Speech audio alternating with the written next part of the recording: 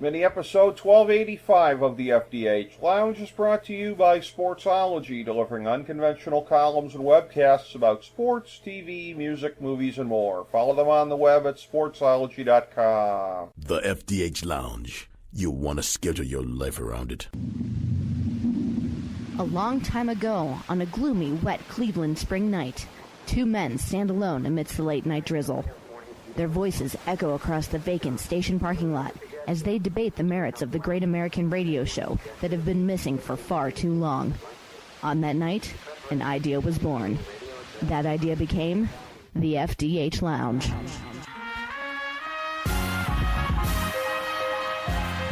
Welcome to the FDH Lounge. Hello, everyone. Welcome to FDH Lounge mini episode 1285. This is FDH Managing Partner Rick Morris here. We have Part 31 of our Coronavirus Crisis 2020 series today, and many of the segments that we have done on this since March have been where the coronavirus has been subtext to something, i.e.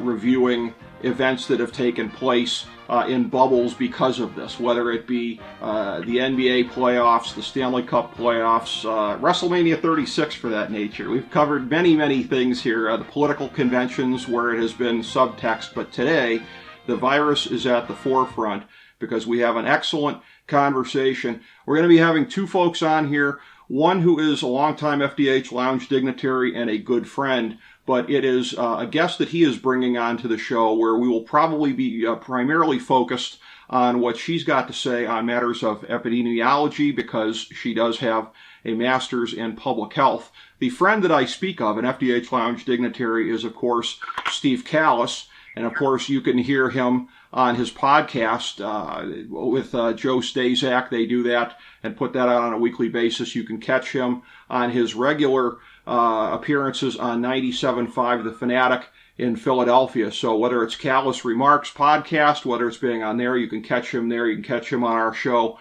quite a good amount. He is bringing on to the show today because, of course, Steve is the sports editor of the WestchesterCountyPost.com.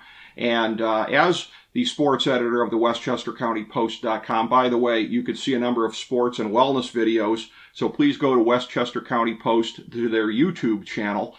But it is his publisher that he is bringing on the show today.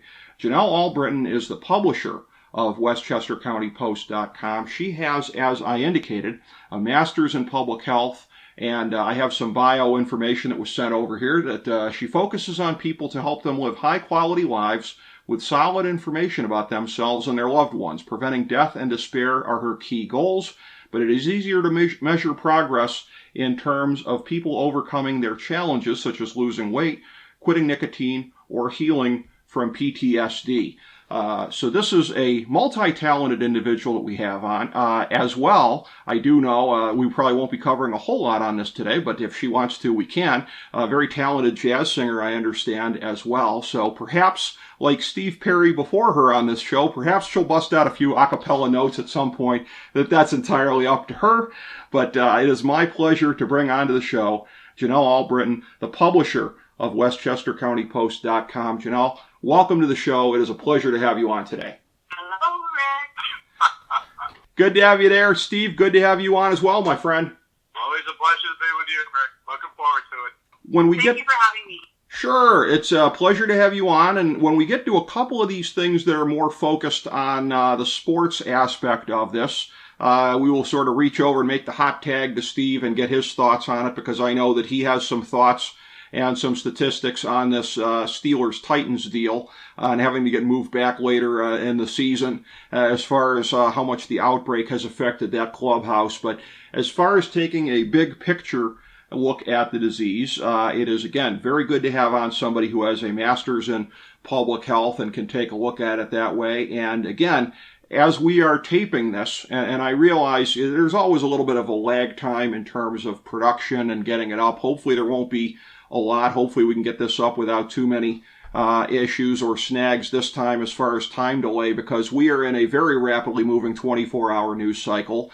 We are recording this on the day that we all awoke to the news this morning of the President and the First Lady coming down with COVID-19. And as we are taping now, literally, news is coming across that the President is being taken to Walter Reed Hospital. So this represents yet another turning point as far as our understanding of this, in a popular sense anyways. I know the epidemiologists have been focused on this and have known about the spread of this and the patterns all along. So I guess the best way probably, Janelle, is just to start on a big picture kind of a way. We're about 6 months into this, at least as far as a public understanding of it. 6.5 months. It was right around mid-March that the shutdowns started happening, and that we have been basically in our present reality. So I guess I'll just start by asking you sort of in a big picture way how our understanding, how your understanding in the community of those who study the disease, how it has sort of evolved over these 6.5 months. Well, in terms of the understanding of this, the trick is that it's hard to get a lot of data in the beginning because you're at the beginning of that curve, right? You don't have enough people to get the data from. So that's really what it means.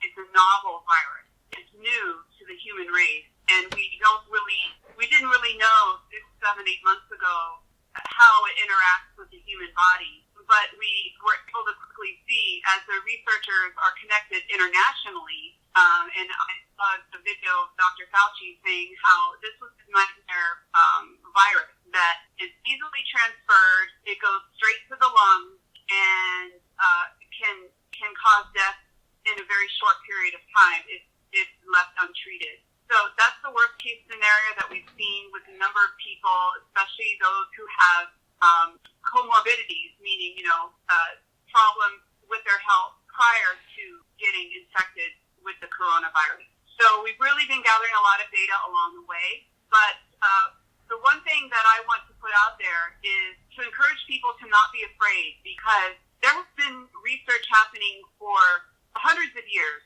on how to help people not die. So there have been physicians for thousands of years. And the research that I've been doing in particular, I want to mention a physician he's a board-certified internal medicine and cardiologist specialist. He's also an attorney. His name is Thomas Levy, and I'm reading his book right now called Curing the Incurable. And he has been summarizing the research that really exploded in the 1930s using high doses of vitamin C over days, weeks, even months to eradicate diseases such as polio, measles, mumps, viral encephalitis, pneumonia, and even more recently in the 80s and 90s to help people completely reverse HIV and AIDS. So we've got tools at our disposal, but we don't know about them because they can't be patented, and therefore Big Pharma can't make a lot of money off of it. So we need to equip ourselves with the right knowledge and find the right practitioners who know about it and are willing to deliver the treatment in a timely manner. And one of those doctors that I know his name is Dr. David Brownstein. I had the pleasure of meeting him last week. I went out to Michigan as kind of a personal vacation / medical pilgrimage, and he's written a number of books on different areas of health and wellness, particular having to do with nutrition and how to make sure our bodies can fight off the virus by itself.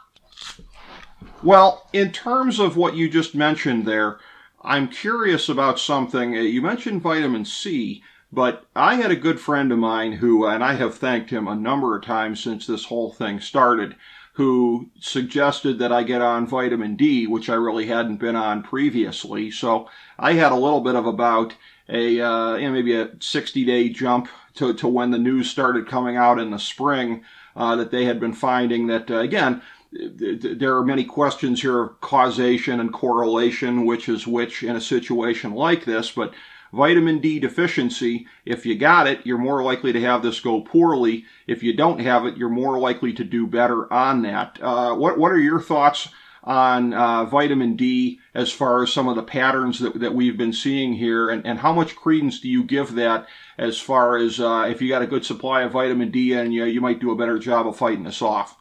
I totally agree with your friend. It's important that we get some testing done to see what our blood serum levels are of different things, and just to make sure that we have enough. I recently got tested, and my vitamin D is fine, but it's very important that we have enough vitamin D, and so it all works together. Another element that we need in our diet is iodine. I recommend Lugol iodine. You can order it. It's very inexpensive. About 20 drops in a glass of water. Take that once a day. Every cell in our body needs iodine. Every cell in our body needs these vitamins to function. And we, as Americans, are the most overfed, undernourished population on the planet. We've got obesity going through the roof. And by the way, obesity reduces the effectiveness of the vaccine. So a friend of mine recently made it a point to lose the extra 50 pounds she was walking around with because she was very concerned. Obesity is, it's a comorbidity to begin with, but also even if we get a vaccine that works, folks who are obese, like 30 pounds plus, especially 50 pounds plus overweight, they're not going to experience the maximum benefit from the vaccine. And so this circles back around to today. The point is that we don't have a vaccine today. So what can we do today to strengthen our immune systems as much as possible so that even if we do get infected, our bodies will be able to fight it off? Now, we can prevent it by wearing masks, by washing our hands, practicing physical distancing, but there's no magic silver bullet to make sure that you don't get infected unless you just stay home, and that's less and less an option nowadays. So besides masking and washing hands, practicing good hygiene, we really need to be sure to make sure we've got enough vitamin D, lots of vitamin C, make sure we're not iodine deficient, and even just start taking some iodine. It's non-toxic in small amounts, and your body will uptake what it needs and just expel the rest. Very good. Iodine is something I'd not heard about previously. Another thing that I have heard about over a period of time is zinc, and I'd gone out and gotten some zinc tablets when I heard about that. What have you heard about the effectiveness of that in either prevention in the first place or mitigation if you get it? Zinc is a very good nutrient to help the body kind of escape the virus. Mm-hmm. It is given in conjunction with low doses of hydrochloroquine for prevention. Now, hydrochloroquine has to be used very judiciously. It's not recommended for folks who have cardiac issues. It's got to be used very, very carefully. But it has been used, from what my research shows, it has been relatively successful so far in helping reduce infection rates and to help the viral load not increase too quickly after someone is infected. But it's really the best application for it is in the early stages of infection. But to know whether you're infected, you've got to be tested on a fairly frequent basis. And so the biggest problem in this epidemic has been the lack of testing, the lack of access to free testing, because I don't know about you, but I'm not paying $150 for a test if I'm feeling okay. Right. And that's been a big barrier to getting a handle on this epidemic. And I will go on record here, as I have been on record in the past. Back in March, I predicted rolling hotspots nationwide through the end of the year and into next year, and I'm right about that. And I hope I'm wrong about the second prediction, that I predict between 300,000 and 500,000 deaths by Christmas. Well, that would be a major spike from what we're seeing right now, certainly at the rate of it, and a lot of people are still in disbelief that it's reached 200,000. So yeah, that could get pretty bad.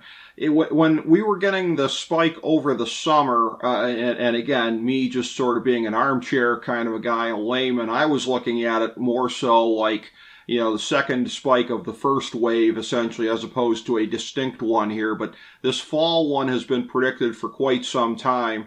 And again, coinciding with flu season, albeit as we've been hearing, that flew in the southern hemisphere. They've been doing a very good job of fighting it off this year, whether it be because of pre-existing social distancing that was in place / masks or whatever. So hopefully we won't have a bad flu season here. But as far as whether you want to call it the second wave, the third spike of the first wave, whatever it would be, what are you seeing about the fall season into the winter that scares you the most beyond the obvious of indoors more and packed more together and not able to get outside as much? Are there other specific things about this that are leading you to believe that it's going to be a really horrible time period within this horrible time overall?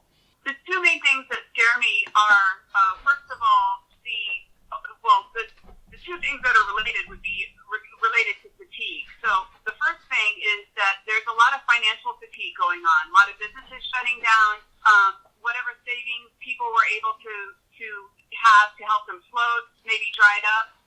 The government disbursement of assistance has not been coming since the first disbursement, and it's 6 months later, and people are running out of cushion.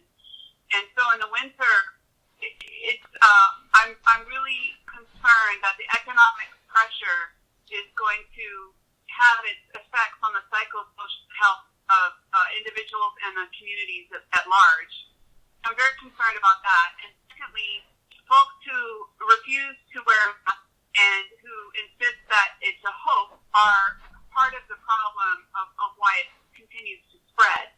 And Americans tend to not look outside of the country very much. They're not really aware as a culture. We don't really connect to other countries in the world unless that's their ancestry. So I would like to see more studies and interesting information coming from other countries and look at the best practices and what they're doing right. For example, Japan never shut down, and they're doing pretty well. They're experiencing a little bit trending upwards, but I think they're going to really have a handle on it. But then you've got a relatively more homogenous society, and Asia at large understands that if you feel sick and you're going out in public, you wear a mask. That's what they do. And so there's a cultural difference there, very different from what we have here. So as people are packing in closer indoors in the cold weather, the not distancing is a problem, not wearing a mask is a problem, saying it's a hoax is a problem. I have a number of friends here who not only had COVID, but almost died from it, and I also have friends and family who have died from COVID. So for some people, it's not real because it has not affected them personally. Yeah, and it really is a shame that it's a political football at this point, and like you said, there's no reason for it to be because it should be taken seriously by everybody, and unfortunately, it is not. And this is one of these things here where, in terms of making the right preparations for this, as far as how you're going to deal with it all the way around. When we're talking about some of the bigger institutions out there, of course, in America, those would be the biggest sports leagues. And I said since the spring, basically, looking at what the NBA ended up doing subsequently, the NHL, that if you're not doing a bubble, you're just kidding yourself because you're just basically throwing it out there to the wind, hoping you can get by. Now, MLB, after some early struggles, and it looked like they might not get past the first week or two of their season, they have basically made it through pretty well. We start to see the first tremors in the NFL at this point, particularly in football, where you're looking at a sport where person-to-person transmission could be very, very huge because of the physical makeup of it. There's no social distancing in football unless, and Steve Kallas would appreciate this, unless you're Richard Sherman in the Super Bowl and you're losing the wide receiver by about 20 yards as he blows by you for a touchdown. That's the only social distancing you get in the NFL is on a broken play. But in terms of looking at this, from a public health standpoint, when you're talking about clubhouses, when you're talking about the day-to-day nature of sports in the NBA and the NHL bubbles, they were able to take away the danger of it because, again, they were still, for all those of us watching the games, still doing masks and some degree of social distancing off of the court/ice at other times there. But in the NFL and MLB, where MLB is going to be going into a modified bubble in the postseason, although I don't consider it to be a real one. But when you're looking at guys who, when they get done at practice, might be stopping at the grocery store afterwards and getting coughed on by the same person that might cough on me or you at the grocery store here, and then going out and playing on Sunday, there are aspects of it that just, no matter the level of precautions, no matter the level of tests, it still just seems like Russian roulette to me on this. And again, baseball and football have made it further than I thought they would, but you have a week like this one where the Tennessee Titans have an outbreak, and maybe old Ricky was right about this thing after all, unfortunately. Well, I'd like to take this moment to once again extend my invitation to Roger Goodell to retain me as a consultant, because Nice. I think he really needs me. Yes. And I also want to give a shout out to Adam Silver. He's a new hero of mine. He's the only commissioner who I have seen on video say that he quarantines his folks from the time they're tested until they get the time of the results. That's absolutely solid application of science, plus the bubble. And to have a bubble in Orlando is a very bold move. Yes. And the fact that his rates are so low in the hot spot of the country is just, I just love this guy. I want to give him a big hug as soon as I am able to, because he's the only one who really, really gets it. And as for baseball, Steve and I did a video on that a few months ago, and I was just face palming every 20 seconds as Steve was telling me, what they were doing. And then we also saw Commissioner Rob talking with Sanjay Gupta and Anderson Cooper, and Rob was just saying all this kind of word salad. He was talking a lot, but nothing he said was of much substance. And that's when we were predicting some really serious COVID issues in the baseball league. Yeah, and you raise an excellent point about Orlando, because again, and this just shows you how the world changes. When the NBA put together their plan early summer to come back in Orlando, at that point, Florida wasn't that much of an issue. I remember there was still the whole premature kind of victory lap deal about DeSantis. I think even into early June, so much for all the consequences of just throwing Florida open, and then they ended up having a pretty brutal summer, as a lot of people thought that they might.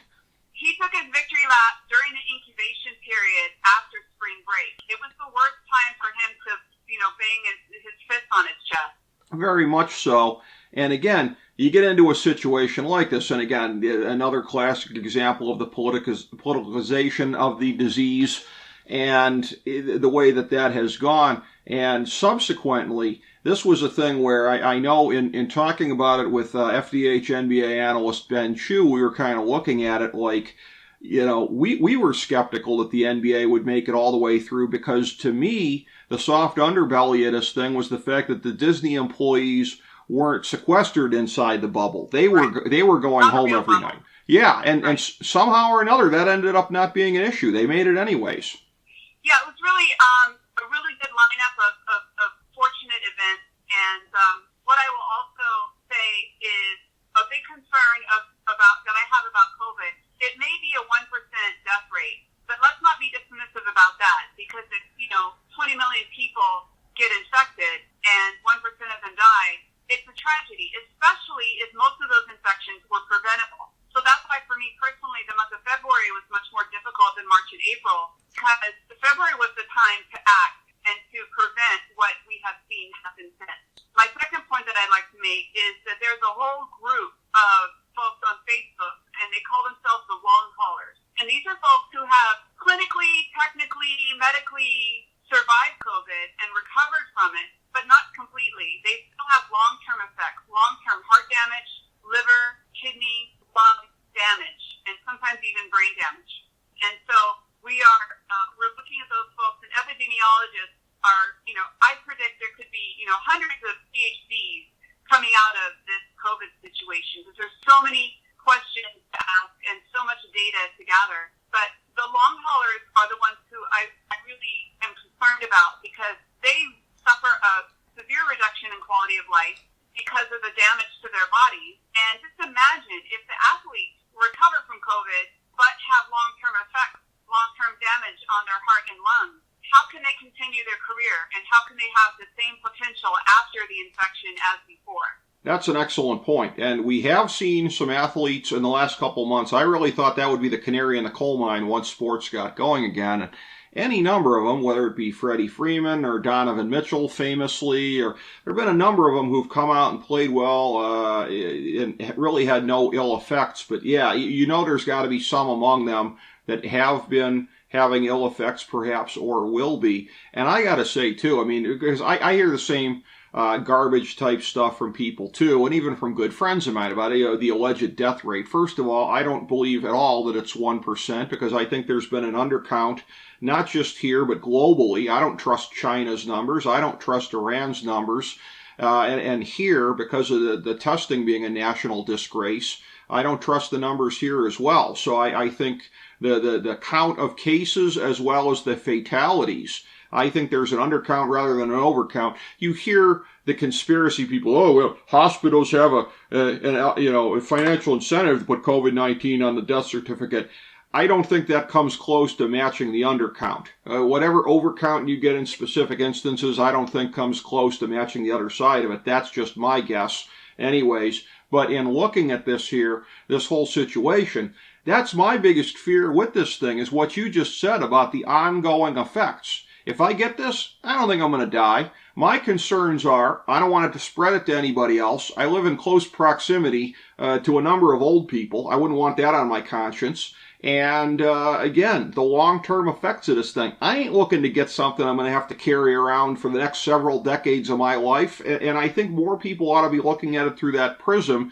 You'd have a lot less people taking stupid chances if that was the case. And I gotta say, and I'm just going to editorialize here, nobody else has to associate themselves with my remarks unless they want to, but I think we've learned, when you're talking about globally, Janelle, I think we've learned a lot of very disappointing things about the fabric of this country this year and the rampant irresponsibility that's out there. And it's one thing to embrace freedom as we Americans want to do, but freedom without responsibility is just basically license. And the number of people who just don't give a crap about anybody else, we've learned a lot more about the bad side of this country this year than I think a lot of us really would have anticipated.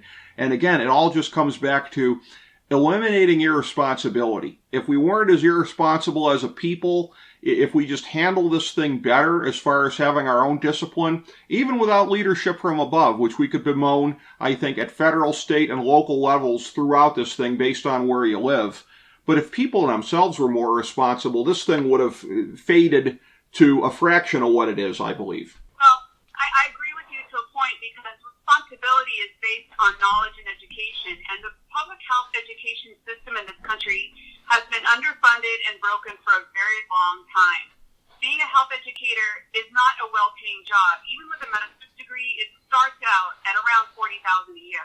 If you can get a job in the field, because there's not a lot of funding at the county health level. But in response to what you just said, I've got 3 points. First of all, yeah, I concur with you. Point number 2 is I use this analogy in terms of undercounting or overcounting corona deaths. It's like this.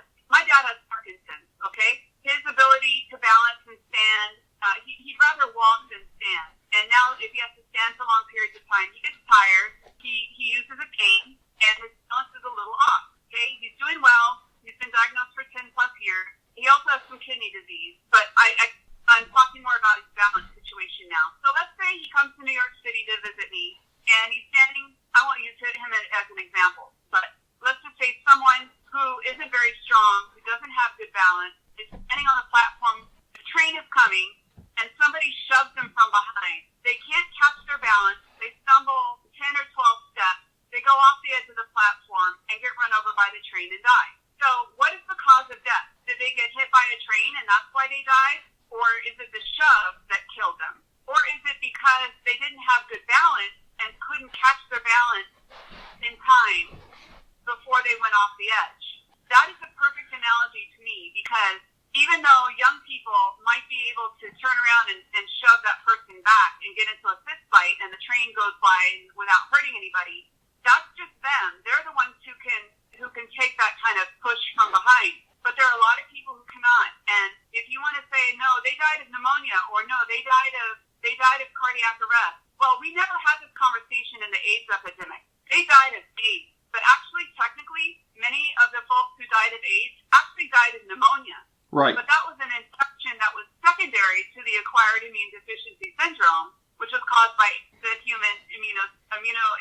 deficiency virus. So we can play word games all we want, but what is it that's causing the person's inability to fight off the virus? So was it diabetes? No, they were living with diabetes before they got infected with coronavirus. And then if they die, you want to say that coronavirus had nothing to do with it because they had diabetes? But they didn't die of diabetes. They were living with diabetes before their infection. So this is just part of the, I think, health education that really has not been done in this country. And other countries have done a much better job at educating the public so that they're already primed to understand what it means to distance and to mask and to practice good hygiene. And I'm pretty sure a lot of people in this country realize how infrequently they wash their hands when they really should be washing their hands more often. That's right. And I have to say that, again, I think a lot of the whole thing about the statistics and does it count or not, from my personal experiences of having conversations with friends, and this disappoints me to say this, because I'm speaking primarily of folks who are what you would call on my side of the public policy spectrum, and so it's been very disappointing. But again, the tribalism kind of taking over, and maybe, in my extreme youth, maybe I used to be more prone to tribalism as well, but to be looking at it purely through the prism of that, trying to hand wave away deaths because you think it'll be good for your guy to do so, that's what I see in the motivations, quite frankly, of a lot of my good friends when they are arguing that there's overcounts and hospitals and this, that, whatever. And again, anytime there are financial incentives in place, yes, it can warp things, but if you honestly think that what hospitals are doing with their statistics accounts for all the people that never got counted in the first place, because I know a couple instances of people who weren't able to get tested who had it in all likelihood, and they'll never show up on the statistics. And if I know a handful of people living here in flyover country, the north coast of America here, in the Cleveland, Ohio area, we haven't been hit that hard by it. So if I know a couple instances of this, imagine how many other instances are out there. And from this perspective here, we were talking about a minute or so ago about the sports part of this. I want to reach over and make the hot tag to Steve Kallas and get some thoughts on that a little bit more specifically, because Steve, there's a situation now where it has become clear what you and I and anybody who was paying attention already knew about this, which is that the NFL really didn't have a plan in any kind of a way. Their plan was to cross their fingers and hope for the best. The fact that there is no extra room built in after the season for there to be makeup games, because conceivably now, I mean, unless the outbreak in Florida gets really, really bad again, they might be looking at playing a Super Bowl with a full stadium down there in Tampa. So the whole notion of having to keep the Super Bowl on that date because of people's hotel reservations and stuff, that is a real type of a deal here. And so the NFL is boxed in because rescheduling is not nearly as easy as it is in MLB or in other sports, where you could just shift things around a little bit here because of the lag time you need between games for players to recover, albeit with the Thursday night games, they really only pay lip service to recovering as far as that goes, but that's another story for another day. So in looking at this and how it's played out, you had mentioned to me off air that the NFL, for the moment, they appear to have a solution to this problem that just means shifting around, I think, weeks 7 and 8 for the affected teams. But they have underscored yet again just how completely unprepared they are for when there's a real outbreak or something that takes down multiple teams. 100%, Rick, and we'll just have to see how this shakes out. But as you know, the Titans played the Vikings on Sunday, and on Monday, 3 players and 5 staff tested positive. And then every day this week, at least one more player has tested positive. And we're now, as we do this on Friday, there was another player today, a couple of wide receivers, in fact. And so we're at 7 players and 6 staff, literally from Monday to Friday. Now, I'll defer to Janelle on this, but we don't know if that happened on Sunday and everyone got infected, or we don't know if it happened the Sunday before. It could be 1 or 2 or 3 or 4 days in terms of an incubation period. It could be from the week before, 8 or 9 or 10 days. I'm sure you know the Herman Cain story from Tulsa. Yep. When he went indoor, Trump rally, no mask, 74 years old, underlying condition, 9 days later diagnosed, 3 weeks later dead. I know you can't say directly, but that was probably a big problem showing up there, having that picture taken with a bunch of his friends, all of whom had no masks on. But specifically, you're right. In terms of the NFL schedule, they just got lucky because they were able to work this game in week 7 and then move another game to week 8 because two teams have the same bye week, so very lucky. But that's all it is luck. And we have to see, so far the Vikings have nothing. And again, I'll defer to Janelle, but if the Vikings play the Titans on Sunday, that doesn't mean they're going to turn around and be positive on Monday or Tuesday or Wednesday or Thursday. And incidentally, the Vikings had a staff member who had been positive the week before, who they left home and sent the Titans had a guy who was positive and left him home, like a weight training guy or something. And so you don't really know the history. You can make an educated guess, I guess. But it seems to me that this could be the beginning. As you pointed out, Rick, the Marlins and the Cincinnati Reds, and Janelle said this would happen. Yep. They had major outbreaks at the beginning of the year. I think 17 Marlins and about 11 Reds. But they could do all these 7-inning doubleheaders, which I know we'll talk about on another show. But they were able to do it because they were playing every day. And then instead of 9, they went to 7. And they were able to do it. Then they had a couple of more minor outbreaks. I think they went to daily testing, which, again, I know from Janelle is something that you should do at all times. The NFL is doing that, thankfully. But we don't know if this is the beginning of something big. But at a minimum, you've now had a game that you'll recall they wanted to play not Sunday, but Monday or Tuesday coming up after this weekend. And now they've totally given up on that because the numbers went from 3 players to 7 players and 6 staff members. So they're watching the Vikings, no positive test yet, but I don't think the Vikings are out of the woods yet. Again, I would defer to Janelle in terms of, could we hear some Vikings being positive next week when it's 7, 8, 9, 10 days later? That's a good question, and I think that would be good for a follow-up here.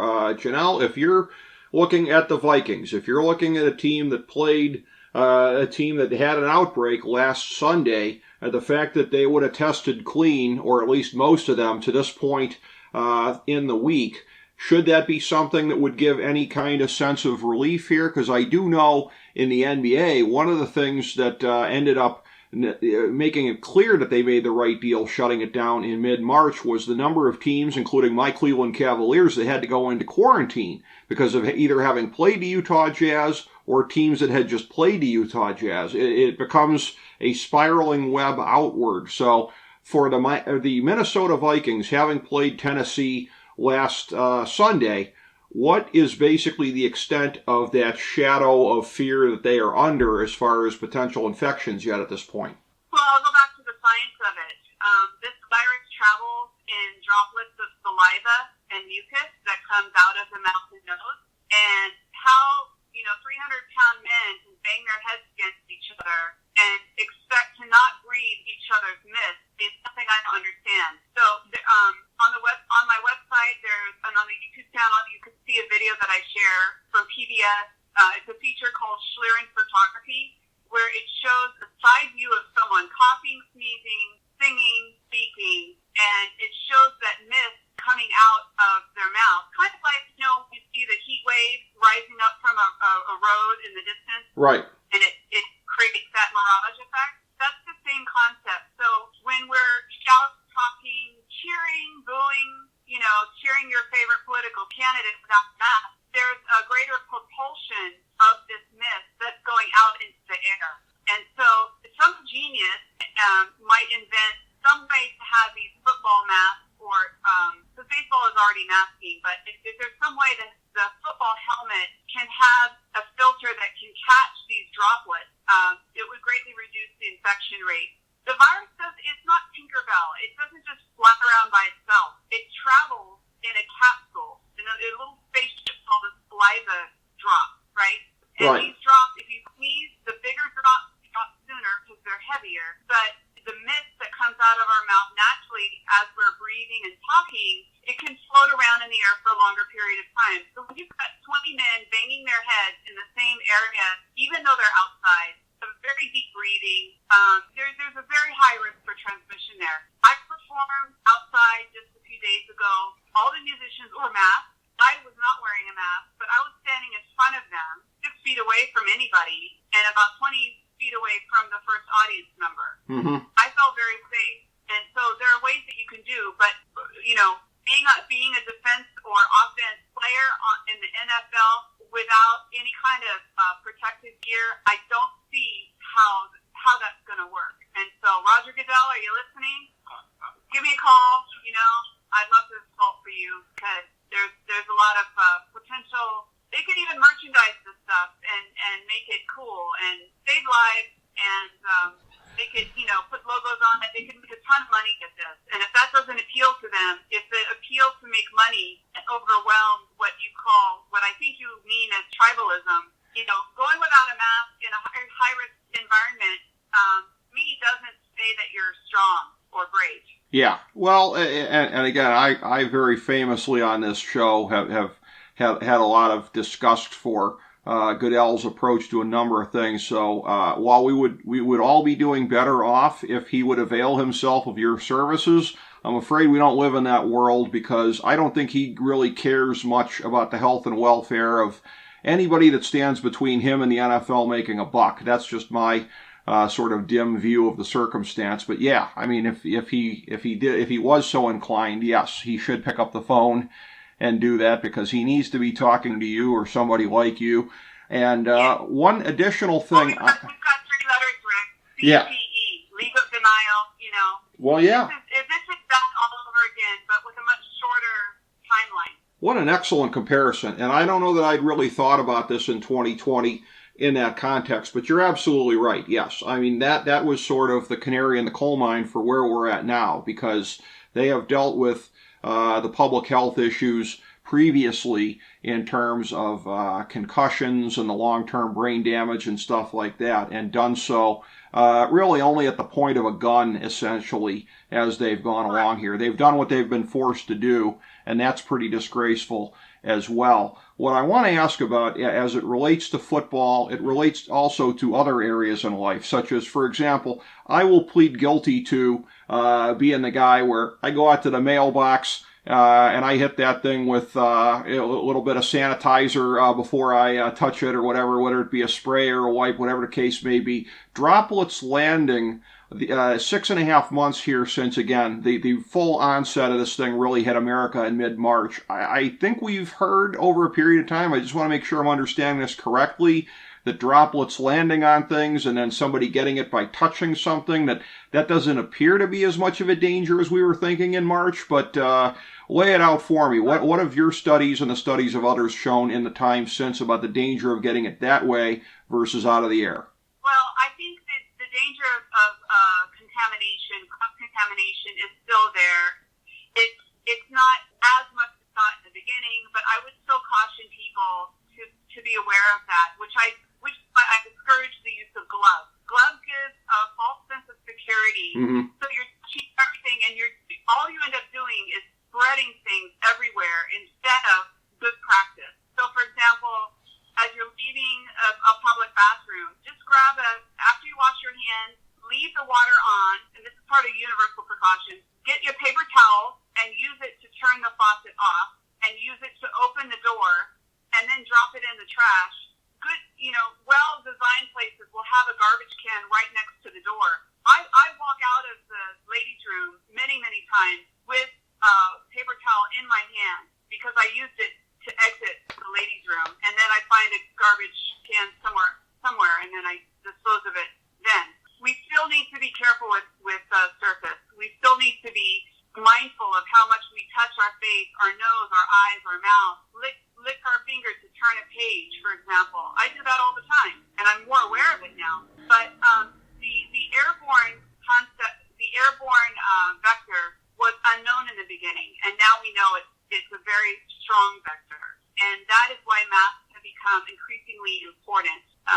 In the beginning, people say Dr. Fauci said that the masks, don't run out and buy an N95. That's because they were so hard to come by, and the first people who should have the N95 masks and unlimited supply would be the frontline workers, the paramedics, the doctors, nurses. And I don't know if anyone in Ohio witnessed like what we saw in Queens, New York, where the hospitals, all the beds were full, the ER was jammed full, people were on the floor, they were in gurneys, lined up in the hallways, dying alone because family was not allowed to come visit. Yeah. Workers wearing garbage bags because there wasn't enough gowns. People wearing the same mask for a 12-hour shift, and it's drenched in sweat and saliva and blood because that's just the nature of the job. So, of course, we wanted all the N95s to go to the frontline workers because they needed to protect themselves from the airborne nature of this transmission. I will say, I do feel like the whole thing about the noble lie, I think maybe you could have discouraged the N95s, but the whole thing early on, because the sources that I was trusting at the time were saying, the government's full of crap, you should be getting masks. And that's a thing where I feel like the minute you start to do that, or once we got into late May, early June, of where the public health authorities were like, well, now, these protests, well, that's a noble cause. So, there have been a couple times, I will say, I think that the public health authorities, for one reason or another, have sort of undermined the public confidence. Mostly I'm going to put this on the public, right? I'm going to mostly say the public hasn't listened to them enough, but there have been a couple times where some of these things have been pointed out, whether it be the early messaging about the masks and the noble lie, or later on about the protests, of where I think consistent messaging, because I had a degree in communications, that's what I'm always looking at is communications, and I think it needs to be clear and crisp and consistent all the way down the line. Sure. I mean, but let's be honest. Wearing a bandana is better than wearing nothing at all. Yes. It's just going to catch the droplet. Yes. But it's not as good as an N95. Sure. But not everyone can afford to spend $3 a day for an N95 and change to a new mask every day. So it's a matter, and then we go back to economics and, the government policy on providing protective equipment to not only to hospitals, but to the public for free. Like where do you draw the line? How much do you charge people? Or is it a human right to have free access to masks to protect ourselves? That's a whole other, social ethical conversation. But everyone can grab a sock or some kind of scarf or a towel or something. There's always some way that someone can protect themselves in public without buying an N95. And Rick, if I could interject, yeah. There was also that recent discovery that the government actually was planning to mail 5 masks to every family in the country. Yep. And I don't want to go political here, but somehow at the 11th hour there was literally a post office release, we're going to do this, and then it was stopped. Many people argue for political reasons, but and again, I'm sure Janelle would agree, just having 5 masks in every family, every household in America would have helped to some degree. We don't know how much, but we do know that it would have helped save some lives. Absolutely. We'll never know how much that could have been prevented if this or that had happened at a certain point in time. But that's what epidemiologists do. They create these models and change the variables and then see, what the timeline extends out to in terms of death count. But I guarantee you that tens of thousands of deaths were preventable. And so that is why we go back to the big point, the take-home point that I want to get across today is back to the comments I made about to not be afraid, because fear actually is instrumental in helping the body shut down the immune system. We need to decide to not be fearful, and we need to decide to empower ourselves with solid information. And so I send people to Thomas Levy's book, Curing the Incurable, to Dr. Brownstee's website, drbrownspein.com. He's got a store there. He's got great books, and I bought his scent. Read about iodine. Read about salt. We're salt deficient. We don't have the right salt. Spend $12 for a pound of calcic sea salt, and throw out every other salt you've got, and take a Ziploc bag of the stuff with you, and use it in the restaurants if you're going out. Salt is one way to really protect yourself. Salt, iodine, and vitamin C, vitamin D, and to just choose to not be in fear. Don't feed your mind with all of this fearful stuff that you see in the media. Focus on love, appreciate appreciation. Call your friends who are having birthdays. Celebrate the birthdays that have happened since February that you couldn't get together. My birthday was on March 16 when everything shut down in New York. Oh, wow. And the morning of my birthday, at 5 in the morning, Steve's laughing, falling off the sofa here. Somebody took a corner a little too fast and left their tire treads on the side of my car, flipped upside down in the street, didn't hit any other car in the street, totaled my car. Wow. But I had asked the universe to take this car off my hands with a really nice settlement so I could get another car, and that's exactly what happened. So that was the universe's birthday present to me, but it also meant that when shutdown happened, I didn't have a car for a while afterwards. So it gave me time just to sit and pause and join my friends, do yoga on Zoom, and learn to reach out to people and connect with my friends and family in new and different ways.